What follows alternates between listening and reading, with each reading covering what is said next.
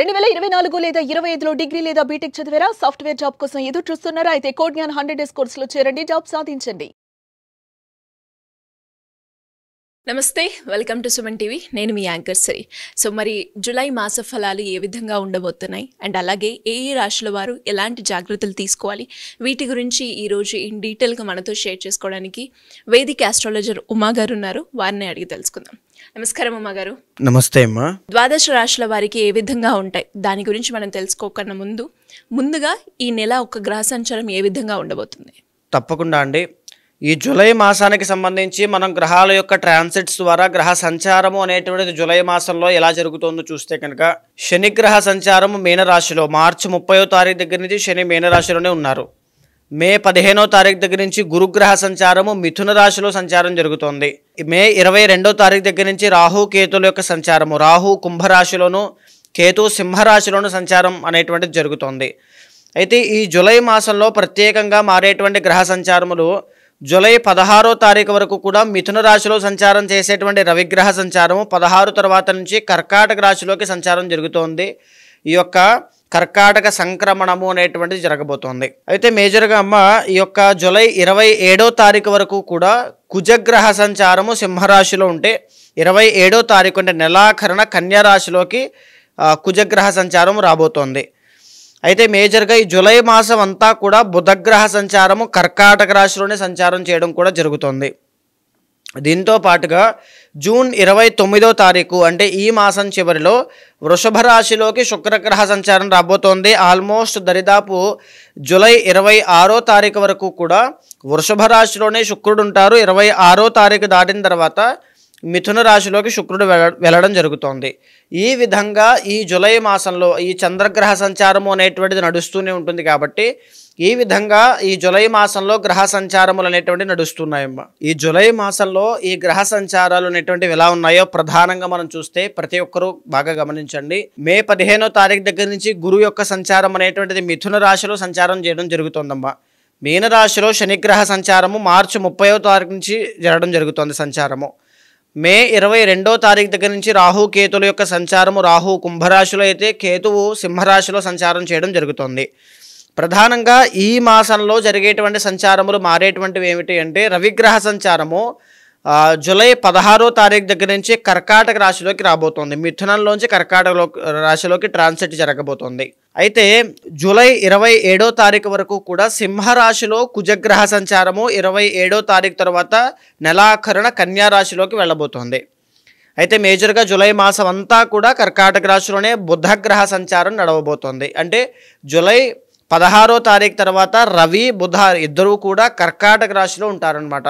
ఇది ఎవరికి?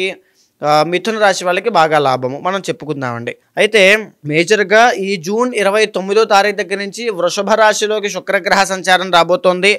జూలై 26వ తారీఖు నుంచి కూడా మిథున రాశిలోకి వెళ్ళబోతోంది. అంటే దరిదాపు జూలై మాసం అంతా కూడా ఈ వృషభ రాశిలోనే శుక్రగ్రహ సంచారము అనేటువంటిది నడవడం జరుగుతోంది. ఈ చంద్రగ్రహ సంచారము అనేటువంటిది నడుస్తూ ఉంటుంది. కాబట్టి ఈ విధంగా జూలై మాసంలో గ్రహ సంచారములు అనేటువంటివి నడుస్తున్నాయమ్మా. సింహరాశి వారికి జూలై మాసంలో మనం చూసుకున్నట్లయితే గ్రహ సంచారం ప్రకారంగా మాట్లాడుకుంటే విద్యపరంగా, ఉద్యోగపరంగా, సంతాన పరంగా ఎలా ఉండబోతుంది, ఏ విషయాల్లో జాగ్రత్త పాటించాల్సిన అవసరం ఉందంటారు ఉమా గారు? తప్పకుండా అమ్మ. సింహరాశి వాళ్ళకి ఈ జూలై మాసంలో 4 నుంచి 5 గ్రహాలు అద్భుతంగా యోగిస్తున్నాయి. నిజంగా మంచి పరిణామాలు అని చెప్పచ్చు. అయితే ఒక్కొక్కటిగా మనం ఎలా ఉండబోతోంది అని విశ్లేషణ కంప్లీట్గా చేస్తే కనుక ముందుగా రవిగ్రహ సంచారము, రవి బలాన్ని గమనిస్తే జూలై 16వ తారీఖు వరకు మాత్రమే వీళ్ళకి రవి బలము అనేటువంటిది ఉందండి. సో జూలై 16 దాకా అన్ని పనుల్లోనూ విజయవంతంగా పూర్తవడం, మంచి ఆకర్షణీయంగా వీళ్ళు చేసిన పనికి గుర్తింపు దక్కడము, తరువాత పడిన కష్టానికి అదృష్టం కలిసి రావడము, డబ్బు నిలబడము, డబ్బులు చూడడము, రాజకీయవేత్తలకి పరువు ప్రఖ్యాతులన్నీ పెరగడము, తర్వాత పెద్ద పెద్ద పలుకుబడి వ్యక్తులతో పరిచయాలు పెరగడము, ఇవన్నీ కూడా వీళ్ళకి చాలా భూలాభం లేదా నూతన వస్తు యోగములు ఇవన్నీ కూడా చాలా బాగా కలిసి వస్తున్నాయి అని చెప్పొచ్చమ్మా ఈ సింహరాశి వాళ్ళకి. 16 తర్వాత నుంచి మళ్ళీ నెల రోజుల పాటు ఈ రవి బలం ఉండదు. కాబట్టి ప్రధానమైన నిర్ణయాలు ఏం తీసుకోవాలన్నా 16వ తారీఖు లోపులోనే మీరు తీసేసుకోవాలి, లేకపోతే ఇబ్బందులు పడేటువంటి అవకాశం ఉంటుంది. జాగ్రత్త చూసుకోండి. అయితే కుజగ్రహ సంచారము అనేటువంటిది వీళ్ళకి బాగా లేదండి. కుజుడు సింహ కన్యల్లో వెళ్తూ ఉన్నారు, 26, 27 తర్వాత నుంచి కన్యలోకి వెళ్తున్నారు కదా. సింహరాశిని చూస్తే 1, 2 స్థానాల్లో కుజుడు ఉండడం వల్ల సో అంతగా గొప్పగా పరిణామాలు కనిపించడం లేదు అని చెప్పచ్చు. దీనివల్ల ఏం జరుగుతుంది అంటే వాహన ప్రమాదాల విషయంలో జాగ్రత్తగా ఉండాలి, మాటలు మాట్లాడడం విషయంలో జాగ్రత్తగా ఉండాలి, డబ్బులు ఖర్చు పెట్టేటువంటి విషయంలో చాలా జాగ్రత్తగా ఉండాలి, టైం టు టైం ఫుడ్ విషయంలో జాగ్రత్తగా ఉండాలి, ఆరోగ్యం విషయంలో బాధ్యతగా జాగ్రత్తగా వ్యవహారం చేసుకోవాలి. అప్పుడు మంచి ఫలితాలు కనబడతాయి. సుబ్రహ్మణ్య స్వామి దర్శనం మంగళవారం నాడు చేసుకోవడం వల్ల ఈ కుజబలం పెరగడం అనేటువంటిది ఖచ్చితంగా జరుగుతుంది. అయితే బుధగ్రహ సంచారాన్ని చూస్తే కనుక 23వ తారీఖు వరకు బుధగ్రహ సంచారము అనేటువంటిది వీళ్ళకి చాలా బాగా కలిసి వస్తుందమ్మా. బికాస్ బుధుడు మిథునంలో సంచారం చేస్తున్నారు కాబట్టి వీళ్ళకి బాగుంటుంది.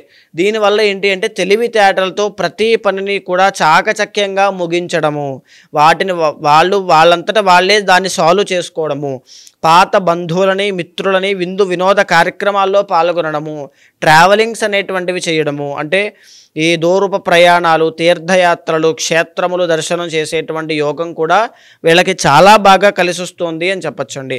వీళ్ళకి ఇంకో ప్రధానమైనటువంటి గొప్ప యోగం ఏమిటి అంటే మొన్న జరిగిన మే 15వ తారీఖు దగ్గర నుంచి గురుబలం వీళ్ళకి చాలా బాగా పెరిగిందండి. లాభస్థానంలో గురుడు వ్యవహారం చేయడం వల్ల సింహరాశి వాళ్ళకి గురుబలం ఉండడం వల్ల ఫైనాన్షియల్ గెయిన్స్, గుర్తింపు, లేకపోతే పనికి తగినటువంటి ఆదాయము, ఇవన్నీ కూడా డబ్బు నిలబడము, ఏదైనా ఏదో ఒక విధంగా ఏదో ఒక మార్గంలో అనుకున్న టైంకి డబ్బులు వచ్చి పడతాయి, ఇది కనబడుతుంది. ఏదైనా భూమి కొనాలి అనుకుంటే 100% ఖచ్చితంగా ఈ మాసం చివరిలో దానికి తగినటువంటి ప్రయత్నాలన్నీ కూడా కాస్తగా సఫలీకృతం అవుతాయి.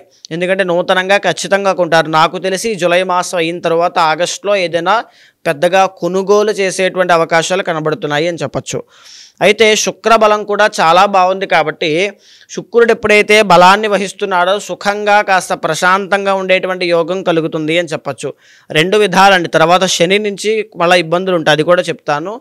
ఎప్పుడైతే శుక్రుడు బాగున్నాడో ఒక లగ్జరీ, ఒక వాహన యోగము, ఒక విందు వినోద కార్యక్రమాలు, లేకపోతే ఒక శుభకార్యానికి అటెండ్ అవ్వడము, లేకపోతే ఒక ఆనందంగా ఉండేటువంటి ప్రశాంతంగా ఉండేటువంటి క్షణాలను అనుభూతి చేయడము, తర్వాత ఎస్పెషల్లీ ప్రేమ వ్యవహారాల్లో విజయాన్ని చూడడము, ఆరోగ్య సమస్యలు తగ్గడము, ఇవన్నీ కూడా శుక్రబలం పెరగడం వల్ల వచ్చేటువంటి గొప్ప లక్షణాలు, మంచి శుభ పరిణామాలు అని చెప్పచ్చు.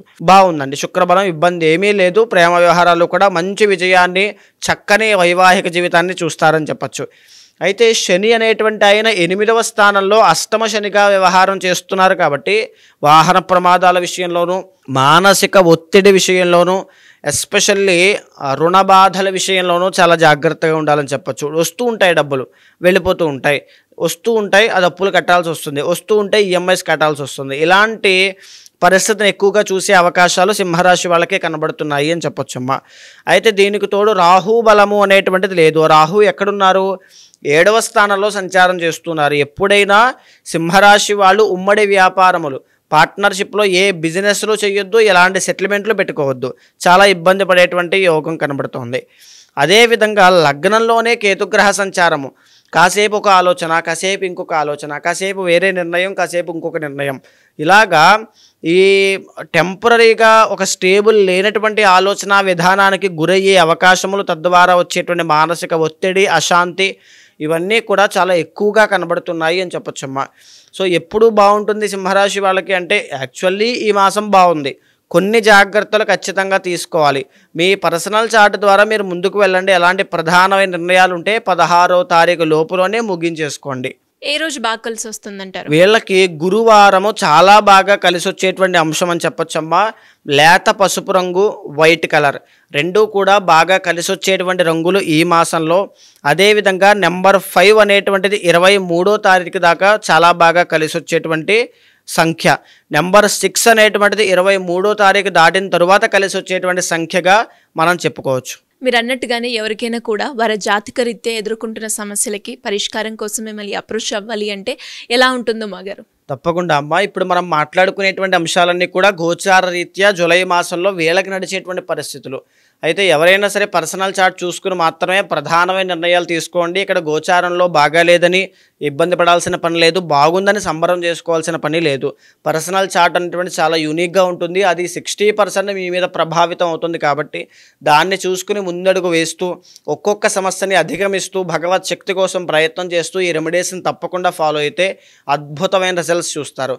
అలాంటి వాళ్ళు అపాయింట్మెంట్ ఎవరైనా తీసుకోవాలనుకుంటే తప్పకుండా మీకు కింద కనిపించే నెంబర్కి కాల్ చేస్తే మా వాళ్ళు మీకు పూర్తి వివరాలు అందిస్తారు. మీ పర్సనల్ చార్ట్ చూసి తప్పకుండా మీతో మాట్లాడి మీ సమస్యలకి పరిష్కారం చూపిస్తాను. థ్యాంక్ యూ ఉమా గారు, థ్యాంక్ యూ సో మచ్. నమస్తే.